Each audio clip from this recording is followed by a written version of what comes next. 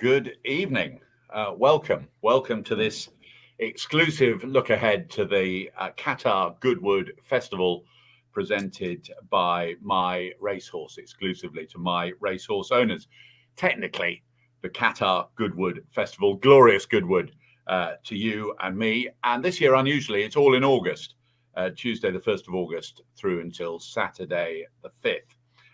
I'm Cornelius Lysaght, and I'll be here for the next, nearly hour or so, 45 minutes to an hour, something like that, as long as it takes, really, with our two outstanding MyRacehorse pundit friends. You will see them on the screen as well. You get a wave now from George Baker, pundit. Tuesday the 1st, Cornelius, rather than Tuesday the 2nd. I know Did that I say because the first? You said Tuesday the 2nd. It's Tuesday the 1st of August. Very important date in a lot of race goers' diary. It's my 50th birthday or 45th. I can't remember. Oh, right. You get your numbers right. If I'm getting my numbers wrong, you better get yours right.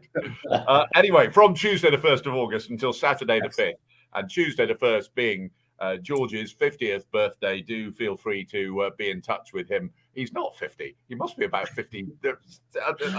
Anyway, he's one of our pundit friends here tonight. And our other is the recently retired Glorious Goodwood winning jockey and pundit, Martin Dwyer. Is it your birthday during Glorious Goodwood? No, my birthday's been and gone, and I stopped celebrating quite a few years ago. Did you? Right. Come and have a glass on Tuesday, mate. Okay, excellent. Well, we'll all put that. We'll take that as an invitation for absolutely everybody. So Goodwood, George, big week for you, but big week for flat racing as a whole. Goodwood, one of the great summer festivals. To be honest, Cornelius, my favourite festival of the year. I'm biased. I'm a Sussex man, born and bred in Sussex. We now train down here. We're 25 minutes from the course. The house will be full with various hooligans and my children's friends. It's a great party week. It is just a sort of gentler week than I love Royal Ascot. We love the other festivals, but this is Sussex's garden party. And if the sun is shining on top of those Sussex Downs, it's just a magical 5 days. Very hard backing winners, but great fun. And we love having winners there. We've been lucky there. And if we can be lucky again next week, fantastic. I know we absolutely adore it and looking forward to it very much. Well, I've got the first of our questions tonight because we very much want you to be involved in this evening's show as well.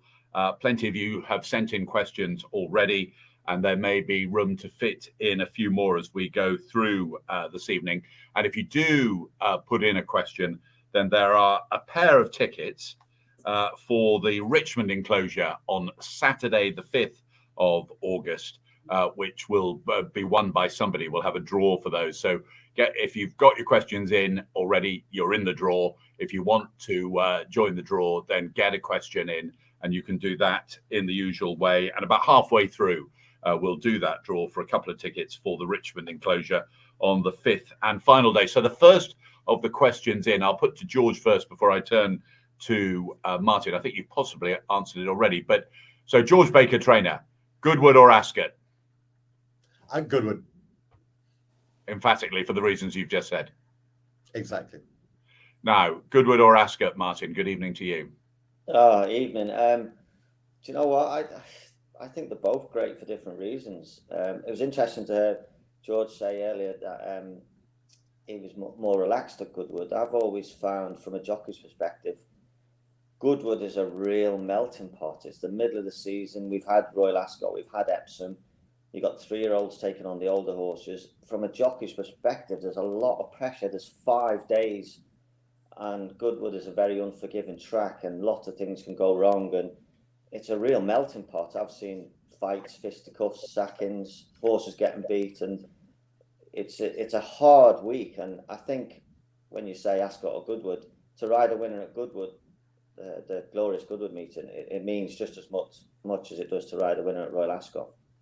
No, we're not going to let you just let those 3 words just go through. What did you say? Fights, fisticuffs, and sackings. So let's take them. Shall we take them one at a time? How many fights have you been in at Goodwood? Do you know what? I don't think I've been in. I nearly won with Kieran Fallon back in the day, but it didn't quite get to that point. By the end of the week we shook hands. Andrew Baldwin nearly sacked me. I think Kieran got about 12-day suspension. I got about 6-day suspension.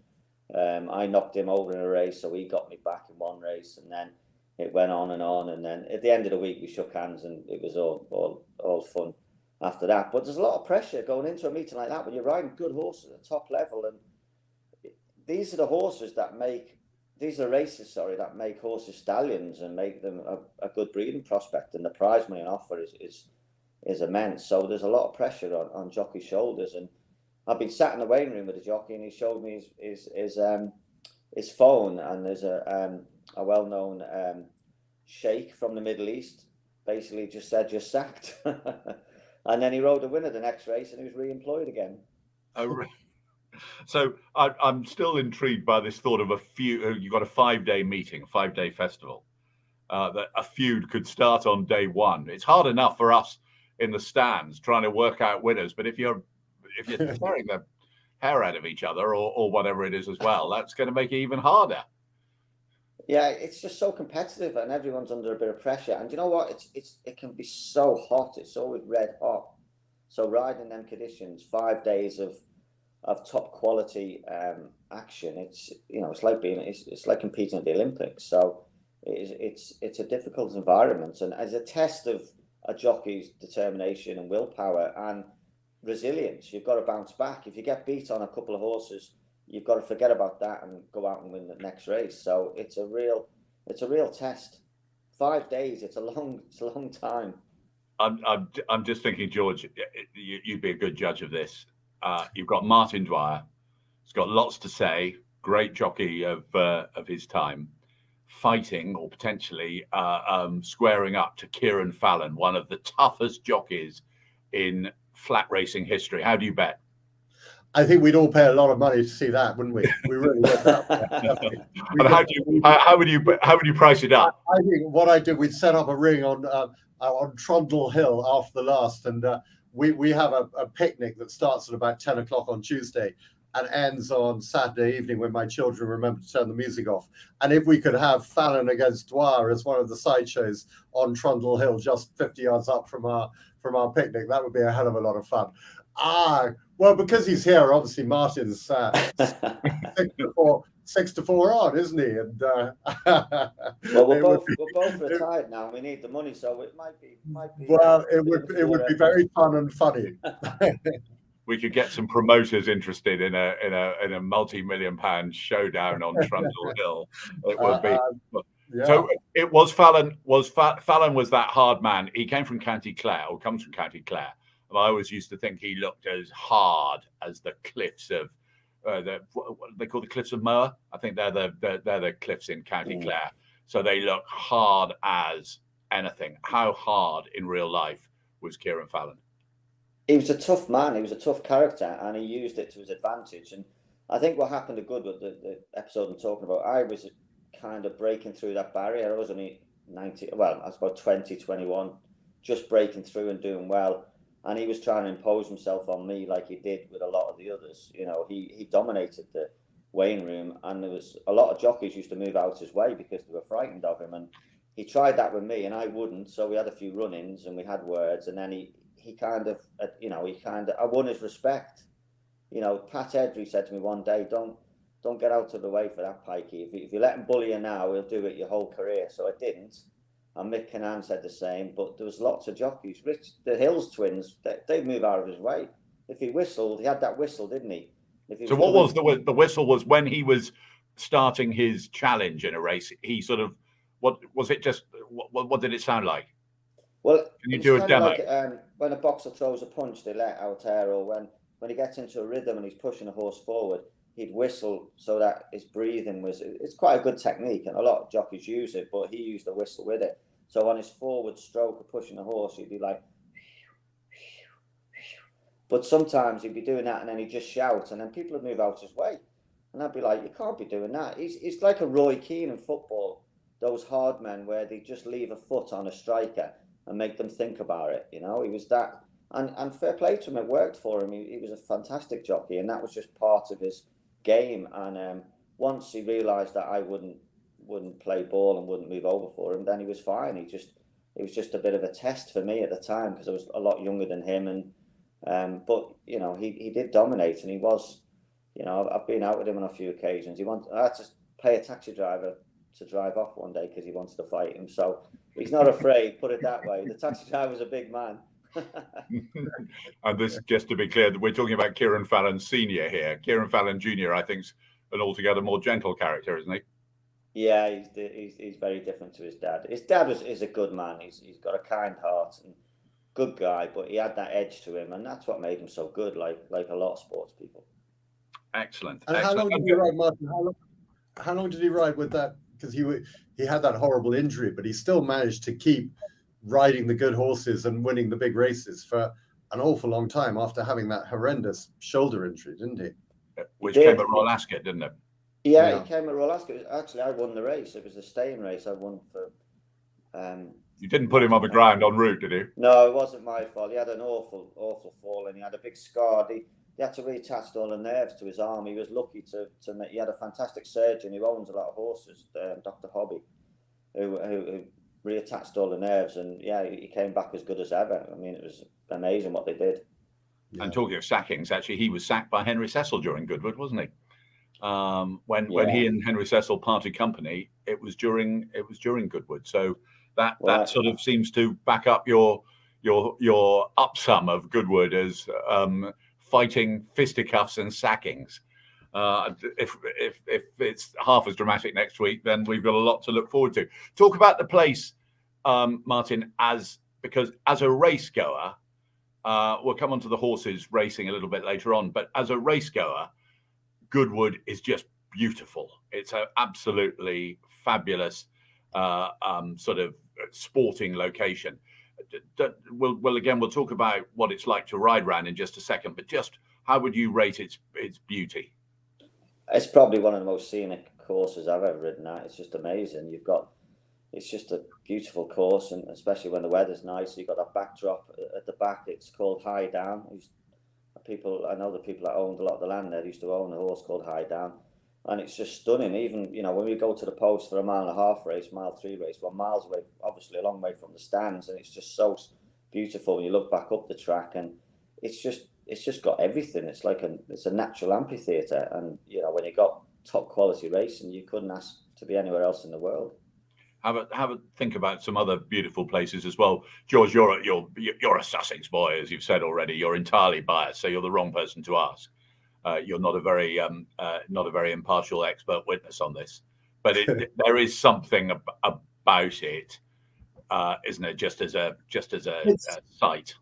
It's just a magical site. And Cornelius, I think if you climb to the top of the stands, if any of the guys who are listening or watching this get the chance to be there next week, just climb up the stands and have a look out of that view, and it wouldn't have changed for 200 years. You'll see a puff of dust in the distance with a tractor doing the harvest, and that's about the only thing you'll see. You won't see a house.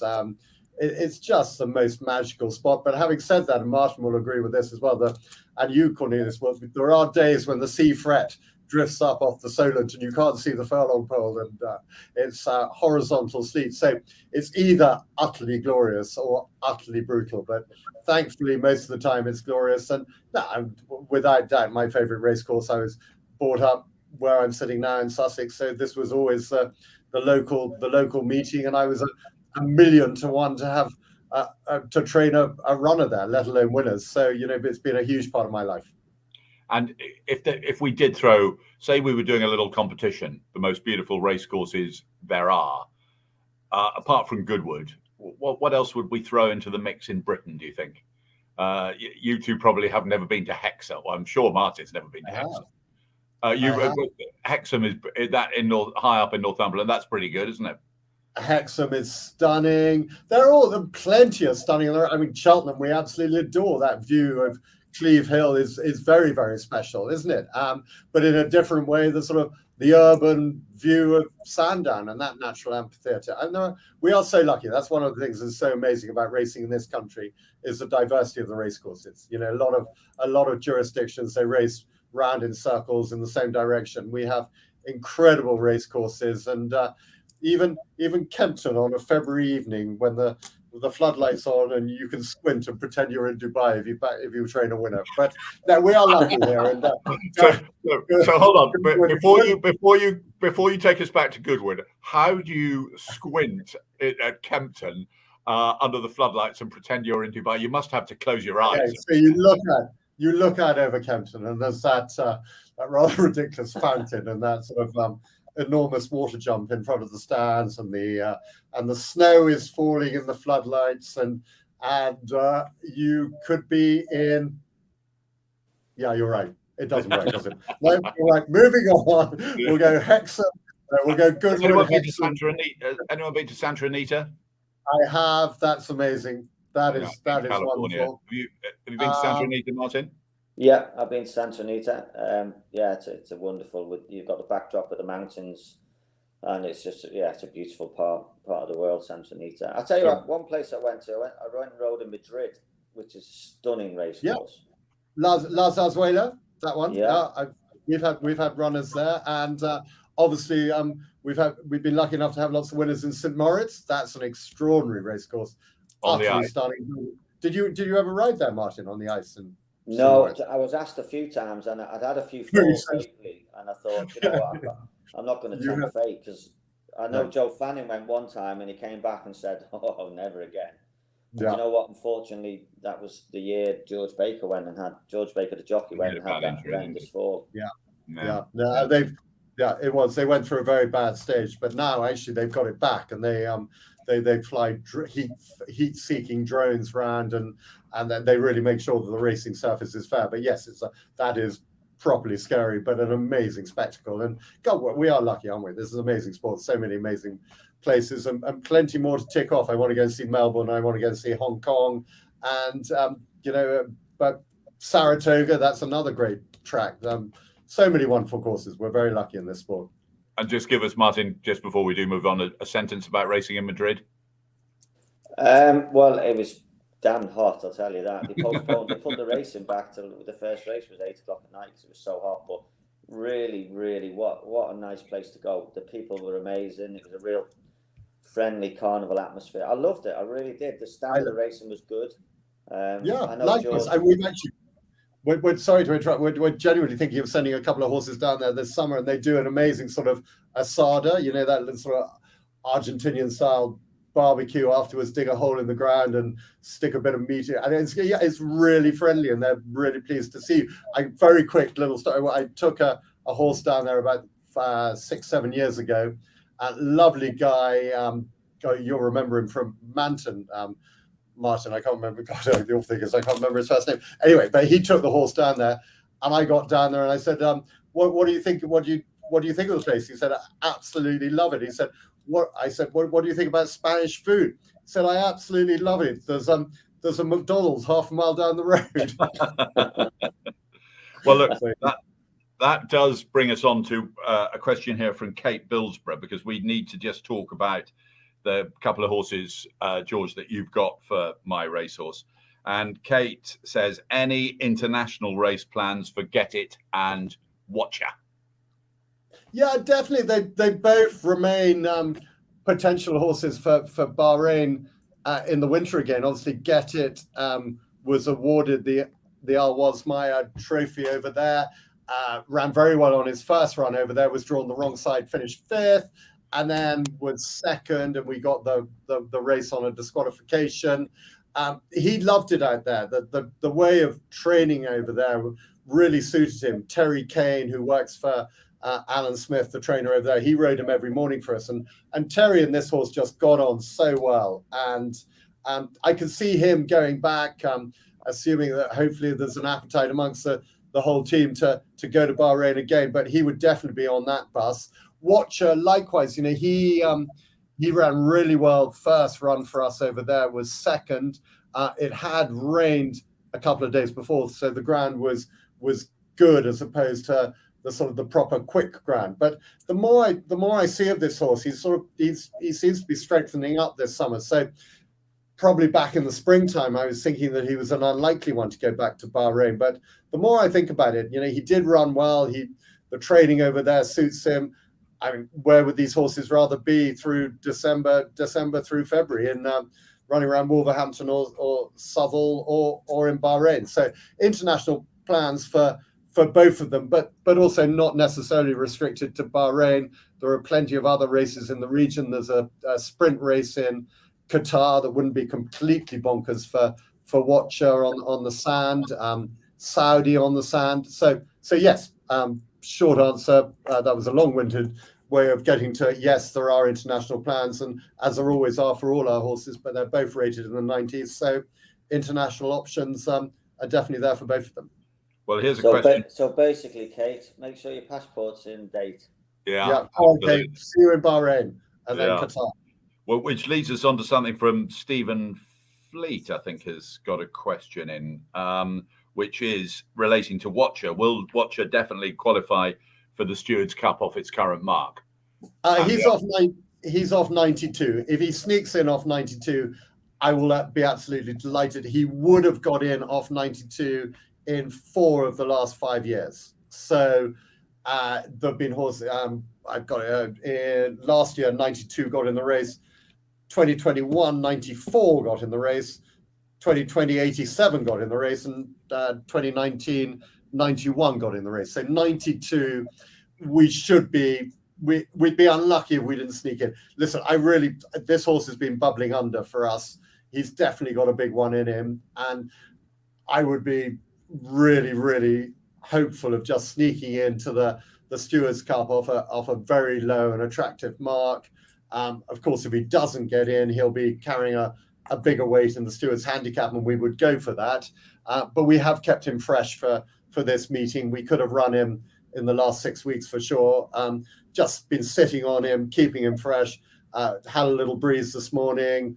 We're actually probably taking him away early next week, and then obviously we really hope he gets in off 92. He's 50-1 at the moment. I think a few quid each way at that price hopefully won't go a million miles astray, because I do think this is a horse whose a workable mark is 92, and I hope that will be proven in the months ahead. And when you say take him away, so he's going to have a little outing. Will he go to the seaside? Yeah, he'll either go down the road to Coomlands, to Amanda Perrott, the famous Harwood training establishment, which is just 20 minutes down the road from here, or Kempton at the moment are relaying their surface. So I just love taking horses away. I think it's just ahead of a race. If you've had them at home for a while, preparing for them for a race, keeping them fresh at home, taking them away for a little day trip, even if it's just down the road, it just sparks them up a little bit. So that'll be the plan. He'll have one little away day, but before running a week on Saturday.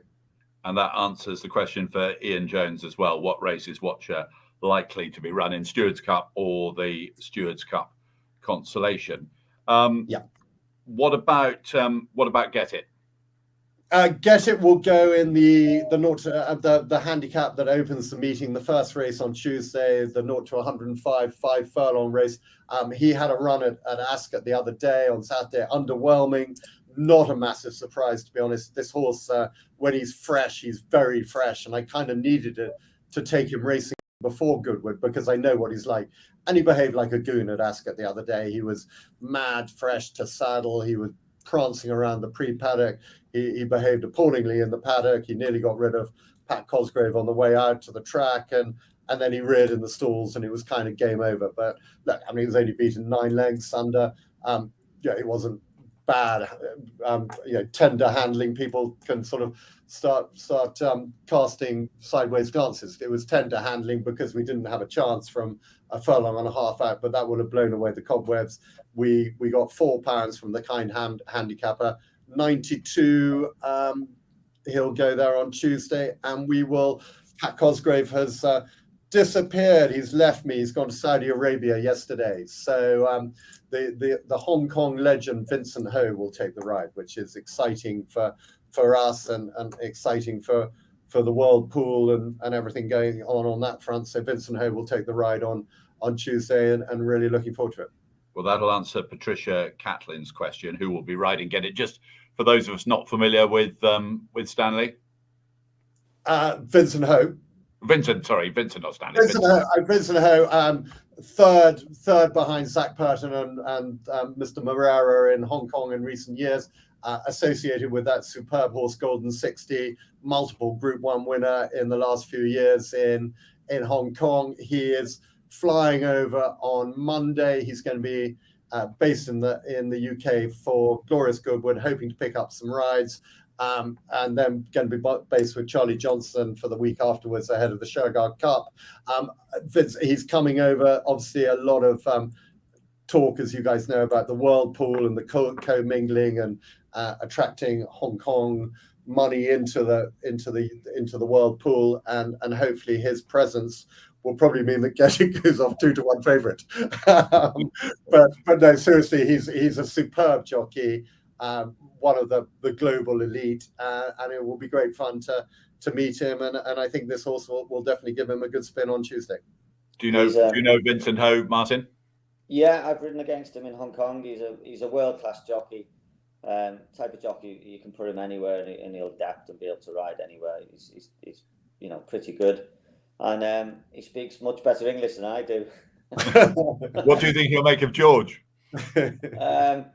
Well, the same as all of us. What a nice fella. You're a good man. On Get It, George. I thought the ground looked a bit soft for him the other day at Ascot. Would he appreciate better ground? No, you're 100% right. That's absolutely right. The weather is a bit variable around here. I know they're calling Goodwood good to soft at the moment. I would much prefer it to dry out. Good and quicker will be fine. You're absolutely spot on. He's not a soft ground horse, but as I said, I had to run him at Ascot that day, but for all the reasons I've already said. He's just a stupid, silly horse, fresh, like a lot of sprinters.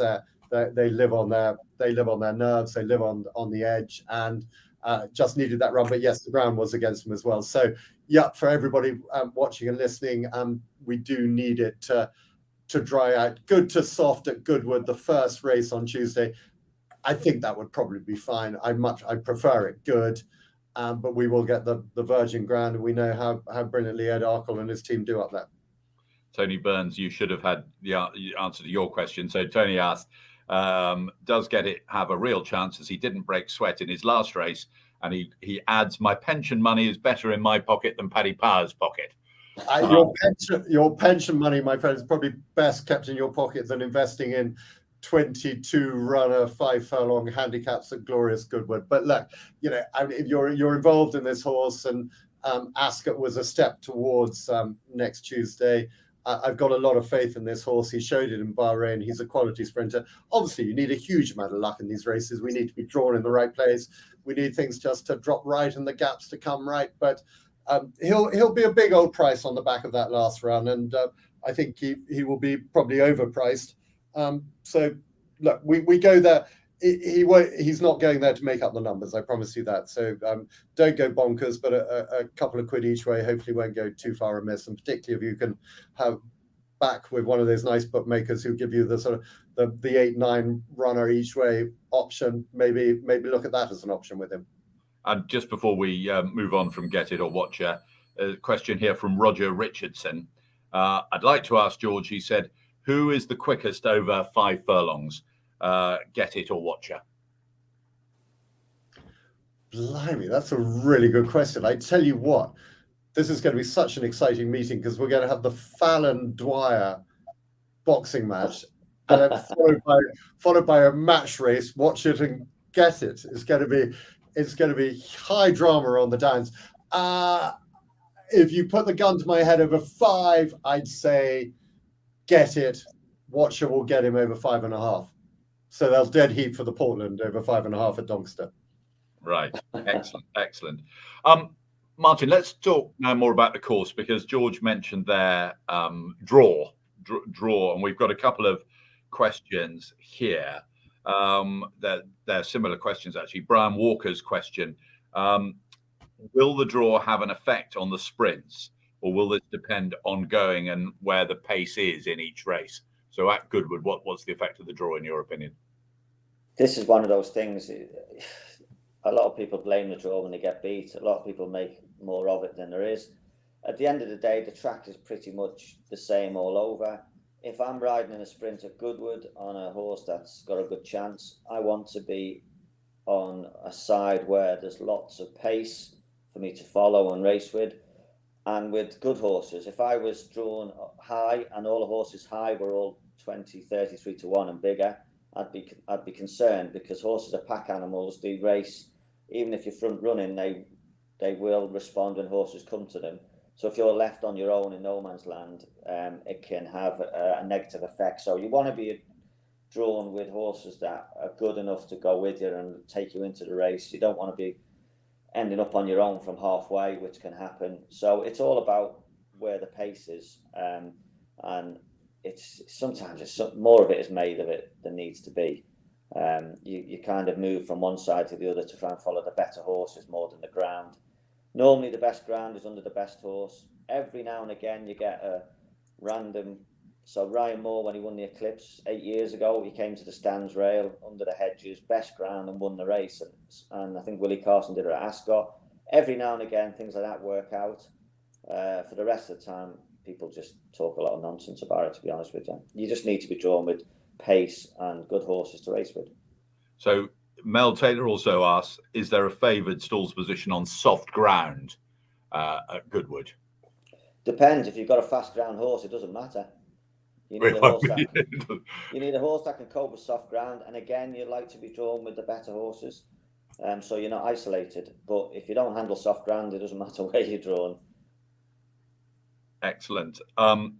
Which brings us on.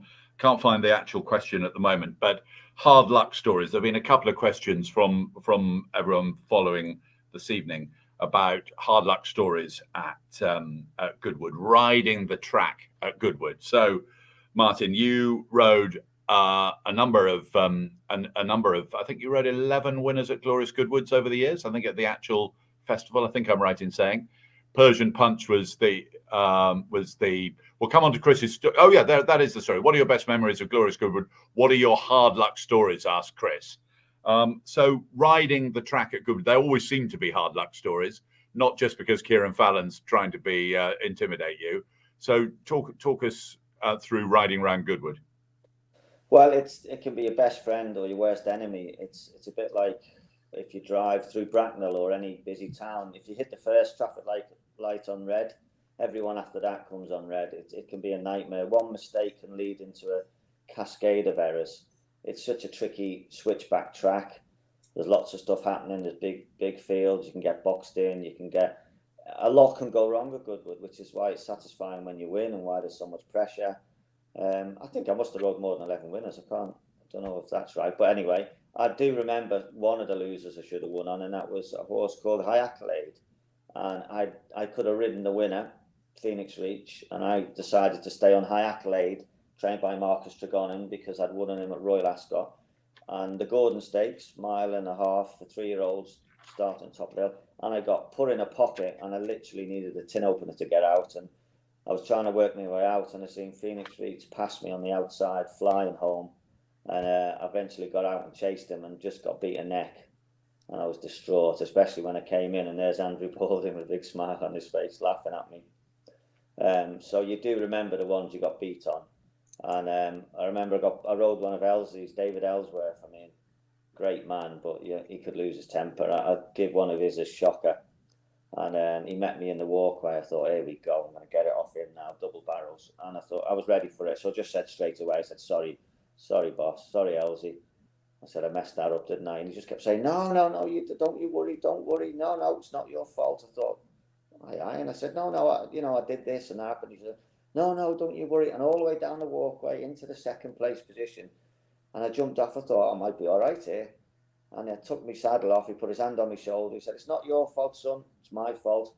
I thought you're a good jockey. I shouldn't have booked you. Go on now. Go on. Off you go. And I was like, oh, distraught. But I bet the language was probably after 9 p.m. The language might change on that anecdote. Yeah, definitely, for sure.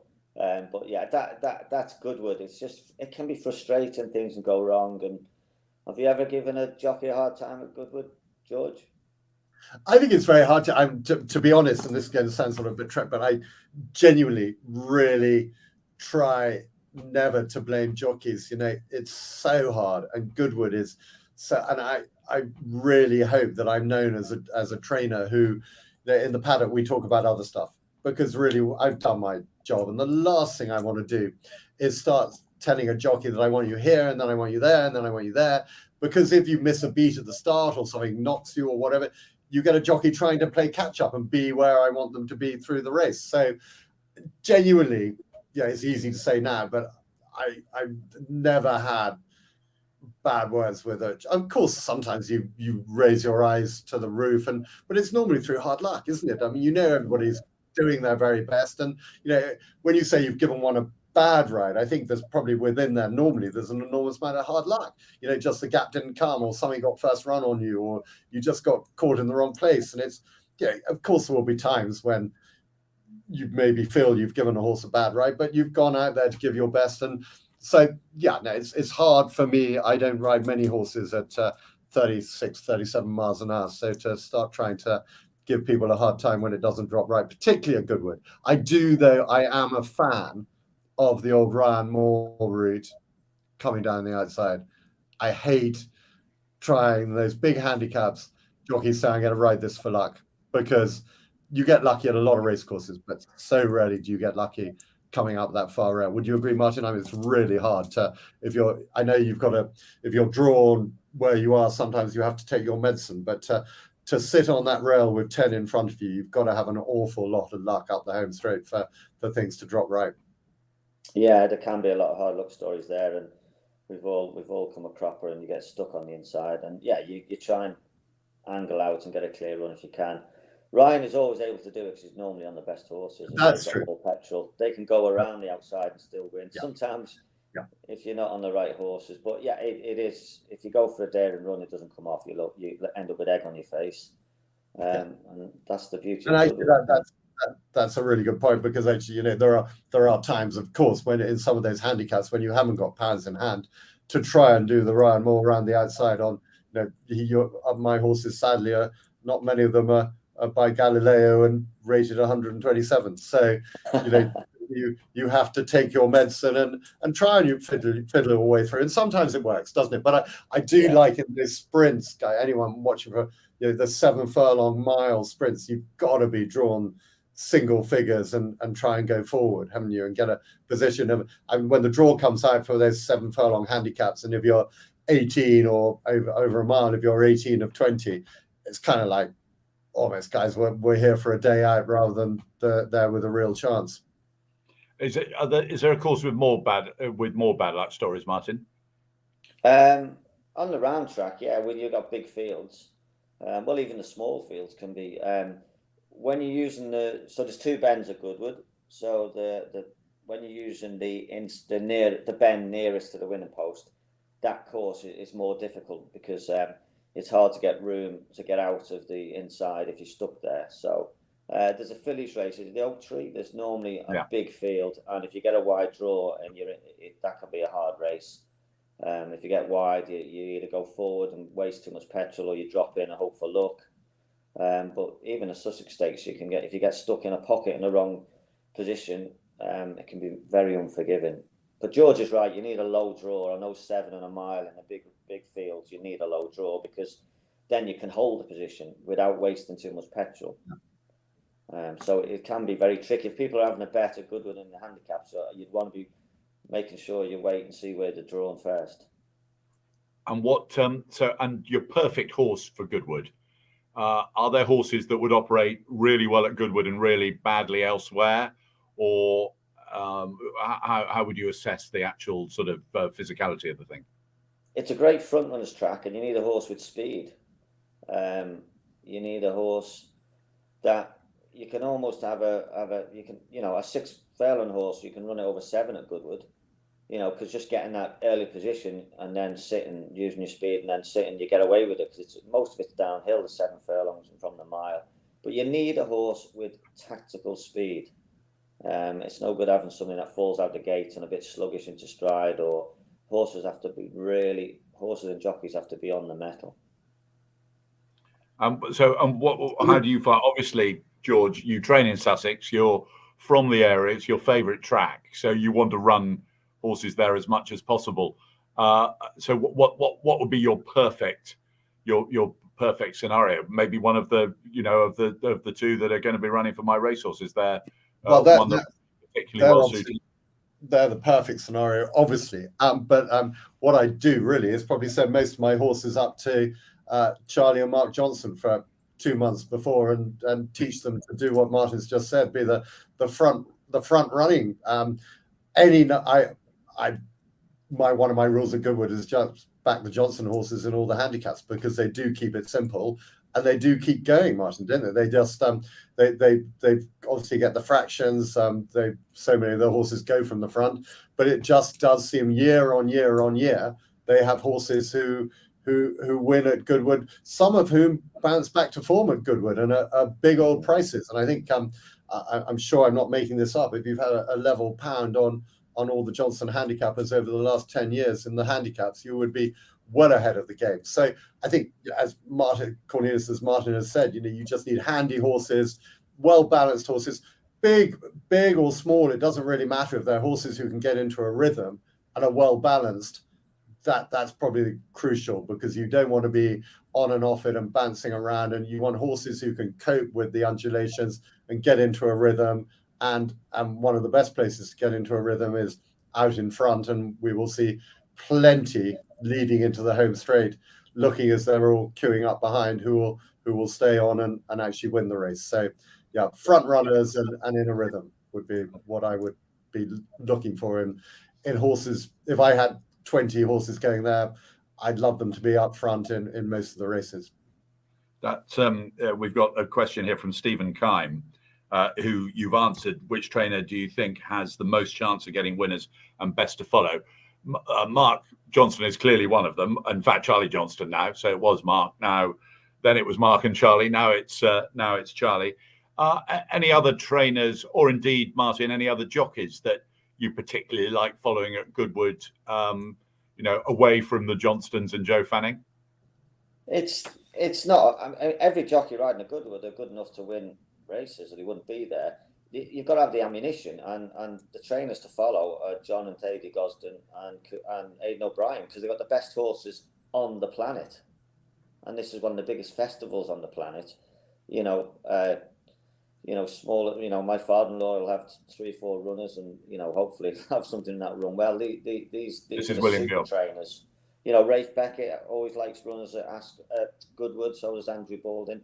But I think John and Teddy Gosden are a team to follow, and wherever Aidan sends, they've always got a good chance. But I do agree with George, Mark Johnson in the handicaps. And Martin, one of obviously you had some very big days for Marcus Tregoni. He wouldn't have the ammunition nowadays, but he does have a very good record there, doesn't he? He always seems to pop up when something in the maiden and one of the handicaps. So Marcus, I think, would be someone who, I haven't got the stats in front of me, but I reckon historically over the last 20 years, he's probably had a pretty good record at the meeting with fewer runners than plenty. Didn't your Derby winner, didn't Sir Percy win at Goodwood?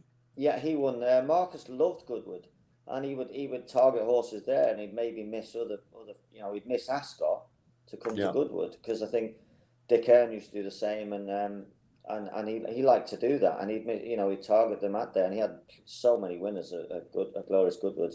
But like you say, unfortunately, he doesn't quite have the firepower now. No, well, Dick Hearn always used to have a house in West Wittering, didn't he, and stay down there for the week and proper party. And I know the Johnsons do the same. And I think a lot of people, for a lot of trainers, saying the pressure in the jockey room is obviously massive, and of course the pressure for the trainers every day is massive, and that's been well documented in the press recently. But there is something about Goodwood that feels a little bit gentler from the trainer's perspective than Royal Ascot. I think a lot of people do come down and take houses and stay and make it.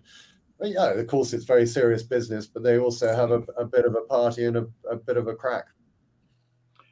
We've delved into the record books, Martin, and according to the Goodwood website, Qatar Goodwood Festival wins 11. Your first one was on August the 2nd, 2000. 23 years. Are you possibly old enough to have been riding 23 years ago? Well, I don't know. It was I don't Shepherd's wanna Watch, a confirm horse or called deny. Shepherd's Watch. Oh Horse- yeah, God, yeah. Was that trained by Marcus? Yeah, that was trained by Marcus. I can't. Yeah. Must have had more than 11. Is that since it Well, was that's Qatar? what. I the think record- that's because Qatar took over. I think you've been. I think it's the Qatar. Marcus, I must have had 10 winners for Marcus. Well, maybe they were spread across the Goodwood fixtures. I think that maybe is the. Well, Marcus had. Anyway, I didn't want to start a row. Kieran Fallon's told me not to start a row with you. I remember you. I'm already home. You won the. Did you want? You won the Stewards Cup in '74 or something, wasn't it? Right. Look, talking of Stewards Cups and the big races, let's just have a quick look. Oh no, actually, before we do, tell us the story, Martin, about you were talking about jockeys and jockeys sometimes falling out at Goodwood, but they can fall out with the stewards as well as at Goodwood. There are a lot of suspensions handed out very often, aren't there? Goodwood is renowned. It's the middle of the season. I've already spoken about the high pressure, 5 days. And don't forget, by this point, jockeys have been on the go with a long season and everyone's getting tired by the end of the week. And it's such a difficult place to ride at. There's a lot of suspensions. I mean, you can pick up, plenty of jockeys have a holiday after Goodwood, a forced holiday. And for a few years, we started having a sweepstake. So we put a big board up in the tea room. You'd all put your name, and then you predict how many total days would be given out through the week, and we'd all put 10 quid in, and it'd be quite a big pot, and then we'd all be coming in, such and such just got days, and then we'd update it every day. But we did it one year in the tea room. One of the stewards walked in, and he's making himself a cup of tea on the first day, and he said, "What are you doing, lads? What's that?" And he said, "Sweepstakes for the suspensions." I said, "Do you want it?" And he went, No, I can't be doing that. I can't be allowed to do that." And then he came over, he went, "Put me down for 38. It wasn't far off either.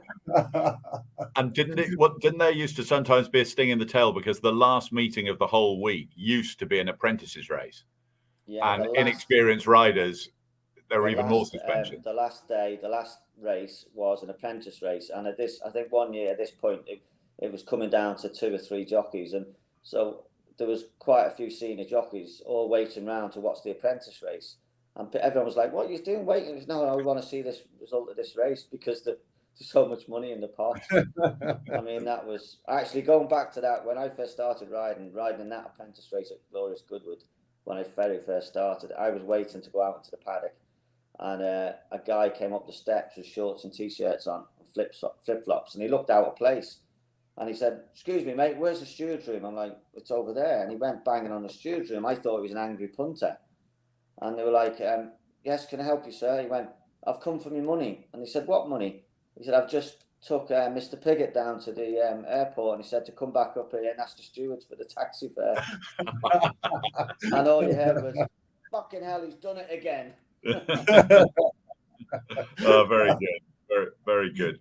Look, we need to try and mark our cards a little bit for some of these races. And I think we'll start by having a look at the Goodwood Cup, which is the feature of day one. Gregory, Royal Ascot winner. Coltrane ran really well in the Gold Cup at Royal Ascot. Courage Mon Ami, Royal Ascot winner. Emily Davison, Eldar Eldaroff, they're amongst the leading contenders there. George, anything sort of particularly caught your eye as something that's very likely to go well in the Goodwood Cup? And I loved Gregory when I saw the horse at Royal Ascot, but 2-1, Cornelius, not for me. The horse that St. George. I'm not sure there's much 2-1 left either. 7-4. Well, there we go. No, I'm just not. He may well go and win, but not for me at that sort of price. And the horse he beat, St. George, who looked like he was going to come and claim him at the furlong pole at Royal Ascot, that got beat at the July meeting last week, albeit narrowly. But no, 2-1 to me. Coltrane, I always feel he's sort of. He's a gorgeous horse, but is he quite a Gold Cup winning horse? Just came up short at Royal Ascot. Courage Mon Ami, why is that 7-1? Having, I thought, won the race. I'm assuming the horse is going for the race. 7-1 about that against those other two. That'll do for me. What about you, Martin? Will you have Courage Mon Ami or the courage to go with Gregory or one of the others? Well, Gregory's the obvious favourite, the way he won at Royal Ascot. He's won it on the track before. He's got that profile. They're trying to do what they did with Stradivarius. he gets a lot of weight as a 3-year-old, which is why he's such a short price. Courage Mon Ami is a drifter in the betting, but that's because the trainer signalled that he's going to go to York and miss Goodwood. I can't think they'll run the both in the same race because they're owned by the same owner. Yeah. Courage Mon Ami, I think, will go for the Lonsdale Cup. Gregory is the obvious favourite, but he is very short. If it rains, if it's soft ground and Emily Dickinson runs, she will win, in my opinion. But it needs to be soft ground. She won an Ireland at the weekend and looked really good. If it doesn't rain, she might not run. I think an each way bet is Gravoletto. He beat the last year's Ledger winner in the Yorkshire Cup, and they've saved him for this race. Marco Botti's horse, is it? Marco Botti's horse, yeah. They've missed a few races and targeted this race, and he's an improving horse. He won well at York. So if it's, I'm giving mixed signals, aren't I? If it pours down and it's soft ground, Emily Dickinson all day. If it doesn't, Gravoletto is a good each way bet. Excellent. So that's a thought about the Goodwood Cup. We'll have news in a minute of the questioner who's won the pair of tickets for Goodwood on day 5. News of that very shortly. The draw is just being made now. As we just turn our consideration on to the second day, and the feature there is the Sussex Stakes, which is one of the great mile races of the year. Do we think Paddington is going to run in that? What are your vibes on that, Martin? Yeah, he's all the signs are he's definitely going to run. It's a well-trodden path for Aidan O'Brien with a 3-year-old at his standing. I mean, he looks unbeatable. I mean, he just looks so good. He's got better and better since he won the Irish Guineas, and then he won the St James's Palace Stakes at Royal Ascot, beating the English Guineas winner by 3 lengths. And then he beat Emily Upjohn in the Eclipse. He's already beaten the older horses. He gets £6 off the older colts and £4 off the older fillies in the Sussex Stakes. He really does look unbeatable. He's 2-5 already with the bookmakers, so you're not going to get any bigger than that. But it's hard to oppose him. I thought Master of the Seas could run a big race at 14-1. He was second in the Guineas 2 years ago. He's a 5-year-old who looks like he's come back to form on his last win at Ascot, so he's a horse I think could outrun his odds, but I couldn't look past Paddington, I'm afraid. What about you, George? The other one that's being talked up is Nostrum for Michael Stout, but then that might go to France, I think, mightn't it? I think, sadly, I mean, I know Martin and I were all over another bear. We were all over Little Big Bear at Royal Ascot, but Paddington is the bear for Goodwood. I'm worried this might cut up to be 3 or 4 runners even, because everybody seems to be swerving this potential superstar. So, yeah, I mean, he's a very obvious horse. I've just got a very sneaky suspicion for a horse I've always loved. He's not good enough to win this race, but if you can get an each way price about Chindit, I think the Hannon team will roll the dice. He's 33-40-1. Something's got to come second, or maybe in betting without Paddington. But at the moment, it looks a 1-horse race, and I'm afraid it may well end up being that. But we've seen some very good 4-runner Sussex Stakes, notably Frankel's. So maybe we just need to sit back and enjoy a 5-runner race. Maybe we need to just sit back and enjoy this superstar. Absolutely. And then the feature on the third day, which has been a really good race, very often doesn't get quite the chat maybe of the Goodwood Cup and the Sussex Stakes, is the Nassau Stakes, which used to be on the Saturday, now on the Thursday. And this French filly, Blue Rose Sen, trained by Christopher Head, has got Nashua Soul Sister as possible opponents.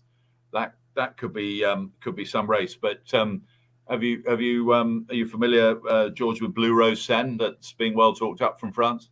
Absolutely, I've watched this filly. She's exceptional. If she turns up, she'll win. She is very, very good. She is the real deal. Lovely to see Nashua bounce back to form the other day. Running Lion blotted her copybook, both at Epsom, and then ran disappointingly in the French Oaks at a massive price. Henry Candy's lovely filly, Araminta, who won a group, I think it was a Group 3 in France 10 days ago.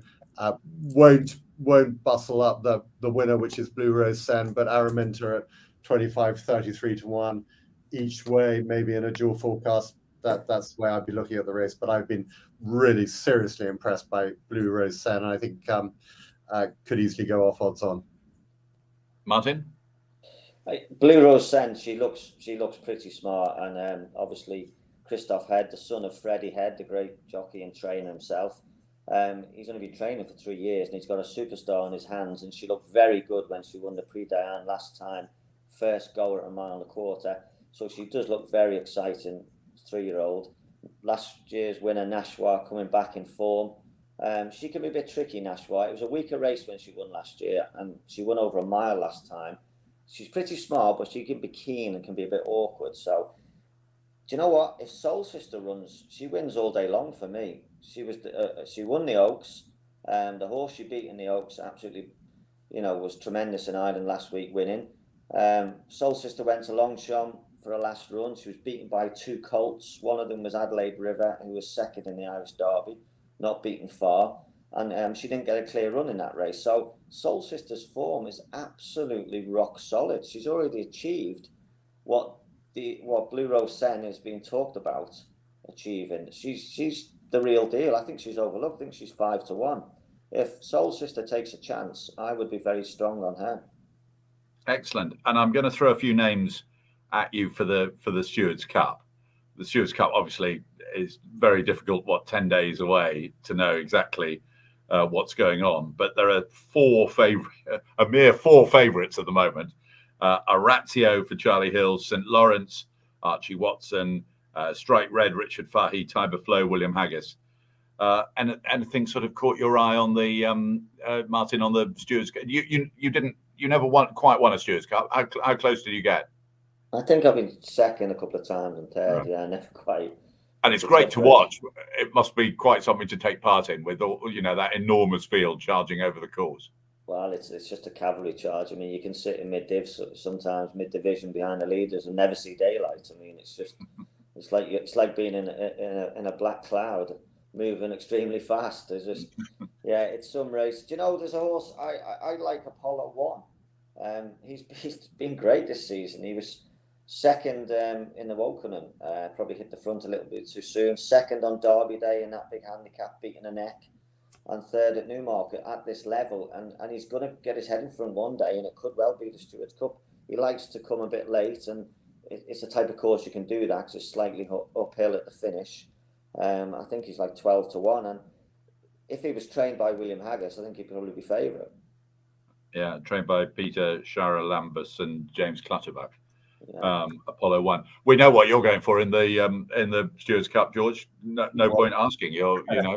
Well, obviously watch it. But genuinely looking at the race this year, so often there is the very obvious group horse masquerading as a handicapper that at this point is 7 to 2, 4 to 1. We've all seen it down the years, and plenty of them have come off. What are we, 10, 12 to 1 the field at the moment? That doesn't seem to be that group horse, which gives some of us lurking further down the handicap a bit more hope than perhaps in other years where you look at one and it's a complete blot on the handicap. I love a couple of old stages in this race. I love Summergand, who won it. He won it in 2020, but he always runs well. He'd be one for the each way sort of first 6 places. You'll get 25-33 to 1, I guess, about him on the day.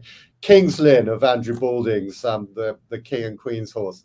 I just think this horse has always been threatening. I know that Andrew and the team have always thought he was a group horse. He hasn't really got to that level, but he is a very good horse on his day. He was a bit disappointing in the same race as Get It the other day, but he's the type of horse that I will certainly be backing, because I'm just convinced he's got a big one in him. And the other one I really like is Ruth Carr, who did the trainer's course with me 15 years ago. Is great trainer, lovely girl. Her horse Badri was eye-catching the other day, when second. So Badri, King's Lynn, and Summergand to fill the 3 places behind Watcher. Excellent. Well, time is sort of chasing us, but we've still got a bit of time just to reflect, as some of you have asked us to do it on some of the favourite moments of Glorious Goodwood. But before we reflect on Martin's favourite moment of Glorious Goodwood, let me tell you that Tony Burns has won the draw. So, Tony, you asked that good question about whether to keep his money in his pocket or Paddy Power's pocket. You can have in your pocket 2 tickets for the Saturday Richmond enclosure for the Saturday of Glorious Goodwood, Tony. So hopefully you've got that message. Feel free just to send a message in to say you have.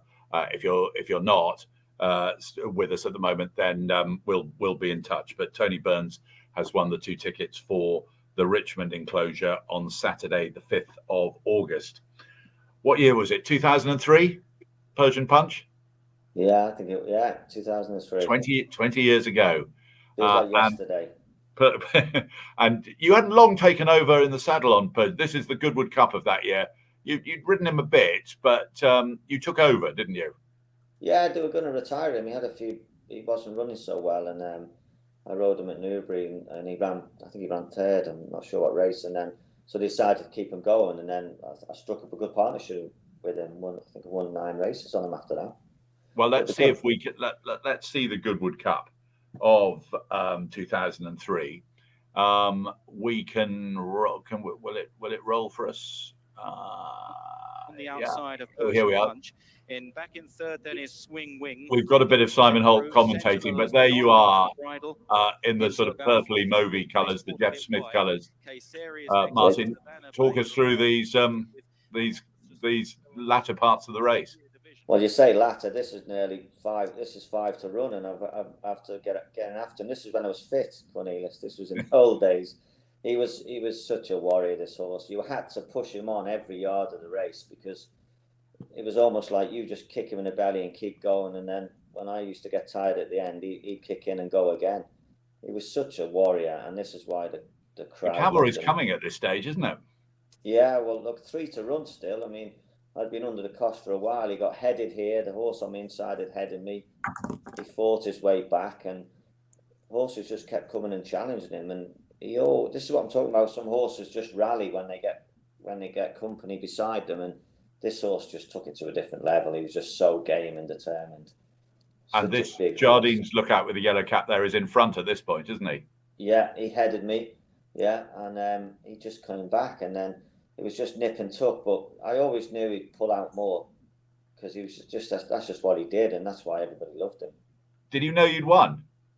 I didn't know I'd won, and then we pulled up around the corner, and you can't hear anything, and you can't, we don't really hear what's said. You look at your number cloth and hope it's your number, but we just heard the crowd explode in the stands, and Darryl Holland turned to me and said, "Oh, I guess you won then."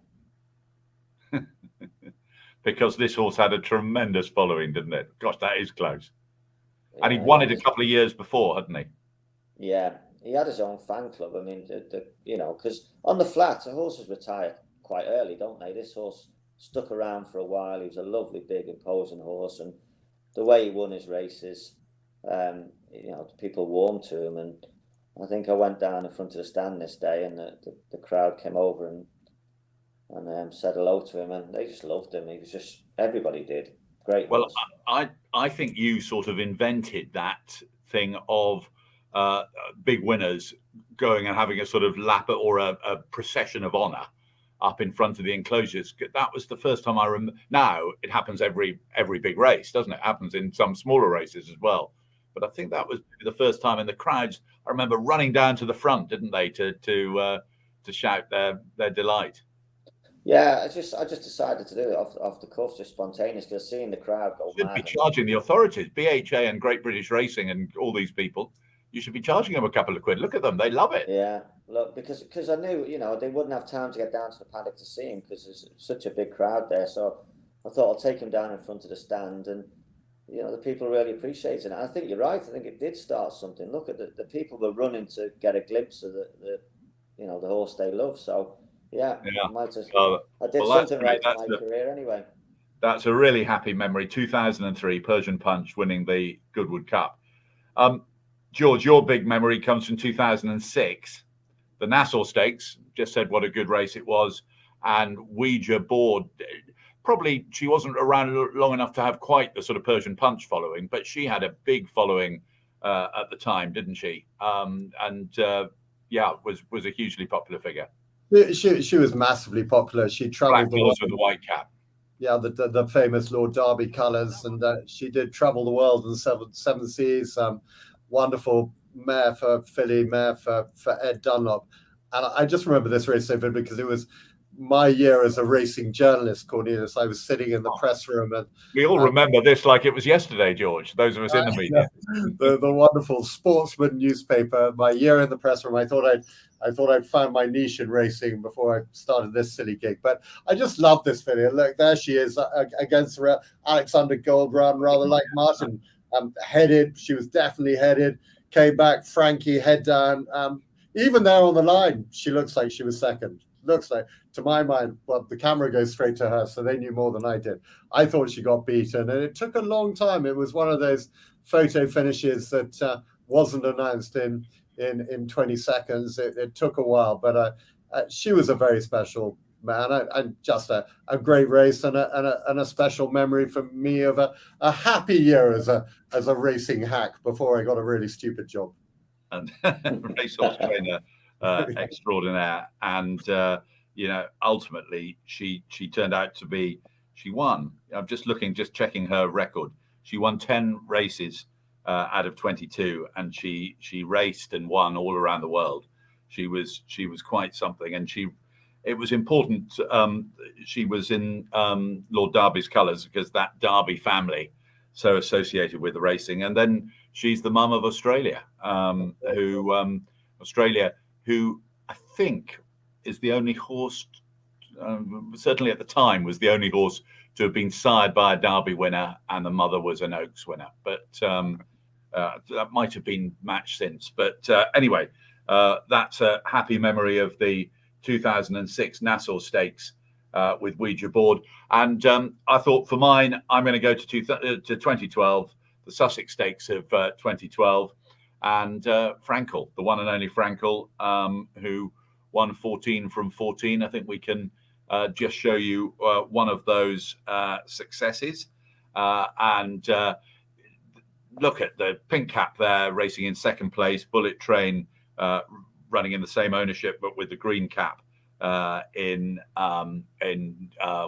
the lead, but quickly surrendered. Far in the blue came after him.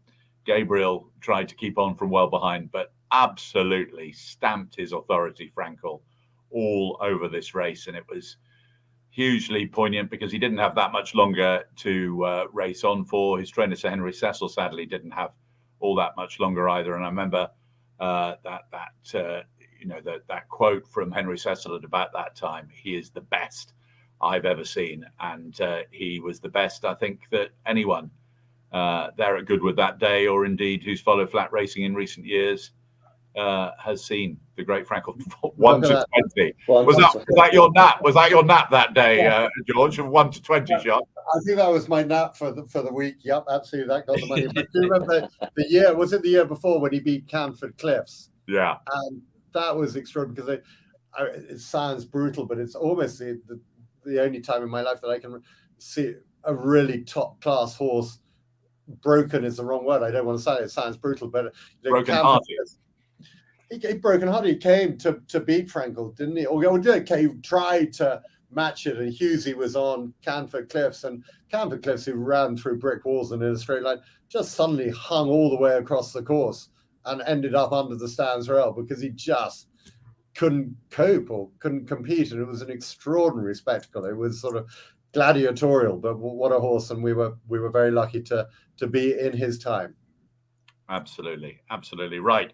Nearly time for us to have our time for tonight. I think we'll round off just with a couple of in fact, I'll tell you what, I've got a quick question for you going back to Get It or Watch It, George, from John Sockett, saying very quickly, will either Get It or Watch It be running at the Ebor meeting at York, as I'm travelling from Northern Ireland for the Friday and the Saturday? Any chance that absolutely timing wise for these sprinters, that would be would make perfect sense. The race I do like for both of them is the Portland, which I've alluded to earlier, over 5.5 furlongs at the St. Leger meeting, but certainly wouldn't discount these sprinters when they're in good form and running well and happy and hale and hearty, which I hope both will show they are next week. Then York and Doncaster is definitely viable. So certainly an option. And John, we've got an update on the draw, which is good news for you, is that the original winner of our draw, Tony, can't make Goodwood on the Saturday. Thank you for entering anyway, Tony. And so we've drawn it again. And John Sockett, you have said you're in Northern Ireland. So do tell us whether you might be able to get over for those 2 tickets for the Richmond enclosure on the Saturday of Goodwood. Otherwise, we might have to do another random draw, in which case we'll be in touch with you. But John, if you're still with us, hope you are. Let us know whether you might be able to make Goodwood on the Saturday. Right, we're going to round off. Nick Briggs has asked this question. What is your best bet of the meeting? Asked it to me and to all of us. So if there is one horse that we should really be looking out for at Glorious Goodwood, Martin. I'm going to go on the first day, the Lennox Stakes, a horse called Isaac Shelby for Brian Mean. His last 2 races were in Group 1 company, so he's stepping down a grade to Group 2, which is always a big bonus. He finished 2nd in the French Guineas, and he finished 4th in the St. James's Palace, which was a massive run. And he drops to 7 furlongs, the Lennox Stakes, which will suit him down to the ground because he's been a bit keen over a mile. I think he'd be my best bet because he's a Group 1 horse, stepping down. And one other horse on day 4 in a Golden Mile. We talked about Charlie Johnson. I think his horse Dutch Decoy has a massive chance. Go back and watch his run at Sandown when he was 3rd behind Perotto. He should have won that day. He won his next start at Newmarket. And he won just the other day, didn't he? Did he win last week? He won last week at Newmarket. He's still well enough handicapped. I think he'll win the Golden Mile at 14-1 at the moment. And just tell us, since you gave up riding, your tipping ability as a ex-jockey, has it improved since you retired? It couldn't have got any worse. Yeah, I'm doing all right. I'm doing the last 2 shifts have been. Don't be defensive. It was meant lightheartedly. No, it's all right. No, I wasn't disagreeing. No, well, now I'm actually going through the form and watching races back when you're a jockey, you only watch races that you're involved in. But now I'm going through lots more races on racing TV, and I've tipped a few winners in the last couple of weeks. So anyway, this is Glorious Goodwood, but Isaac Shelby, he's got to be winning. Isaac Shelby and Dutch Decoy. George, you don't have to do 2, just one. Whatever. I am going to do 2, if that's okay. Just rather confusingly and slightly worryingly for everybody listening, the one horse I really like next week is a horse called Dutch Decoy in the Golden Mile. Whoa! Great minds. That's slightly bizarre, isn't it? When you've got all those handicaps and everything, and we've come up with the same horse for exactly the same reason as Martin's already said. Listen, guys, if you're all in trouble in the last on Saturday, the famous Getting Out Stakes, which Martin has already alluded to, it used to be the apprentice race. It no longer is. I run a horse, as long as it's not quick ground, I run a horse called Granier, who William Buick won on at Kempton the other day, bolted up. This horse has taken an awful long time to get back. He's had any number of problems. We've given him several wind operations.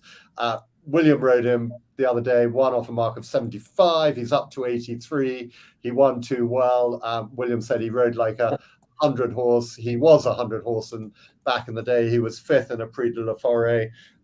This horse, if I can get William to ride him in the last on Saturday, hopefully, if anybody's in trouble, that will get you out of trouble. If anyone's playing up the winnings, play it up on Granier in the last.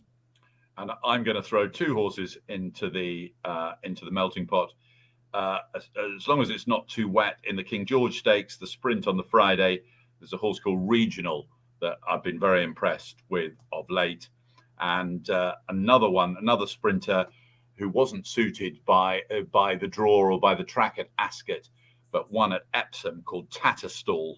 That one trained by Michael Dodds, and I think that will be coming to a race at Goodwood.